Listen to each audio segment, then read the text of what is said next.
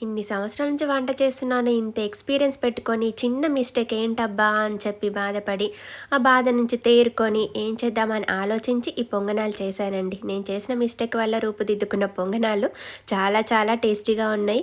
ఏంటో అని ఆలోచించుకున్నారు. ఏమీ లేదండి. ఇడ్లీ రవ్వ అనుకొని ఉప్మా రవ్వలో వాటర్ పోసేసా. ఆల్రెడీ ఇంతకుముందు ఒకసారి కూడా అలాగే చేసేసాను. అప్పుడు రవ్వ దోసెలయ్యాయి. ఇప్పుడు మళ్ళీ దోసెలెందుకు బోర్ కొడతదని చెప్పి పొంగనాలు ట్రై చేశాను. ఇంకా అట్లా వాటర్ పోసేసాను కదా! అదంతా పిండేసి రవ్వ తీసుకొని అందులో పెరుగు వేసి కలిపి ఒక హాఫ్ అన్ అవర్ పక్కన పెట్టుకున్నాను. హాఫ్ అన్ అవర్ తర్వాత ఆనియన్స్, టమాటా, కొత్తిమీర, పచ్చిమిర్చి చిన్నగా కట్ చేసుకొని అందులో వేసి జీలకర్ర, సాల్ట్ వేసి బాగా కలిపి పొంగనాల పిట్టలో ఆయిల్ వేసి అవి వేసుకున్నాను. ఇంకా పల్లి చట్నీ చేశా. దీనికి టేస్ట్ మాత్రం అద్దిరిపోయాయండి. మా వాళ్ళకి చెప్పలేదు. ఎలా ఉన్నాయి టేస్ట్ అంటే డిఫరెంట్‌గా చాలా బాగున్నాయి అన్నారు. ఏదైనా మన వల్ల ఒక మిస్టేక్ జరిగినా కూడా దాన్ని కవర్ చేసి దాన్ని ఇంకో విధంగా చేసి టేస్టీగా వాళ్ళకి ఏం డౌట్ రాకుండా ఒక మంచి రెసిపీ, వెరైటీ రెసిపీ కనిపెట్టి చేస్తాను చూడండి. నిజంగా మాకు మేమే గ్రేట్ కదా! నాకు నేను మెచ్చుకోవడం కాదు, మీరే చెప్పాలి.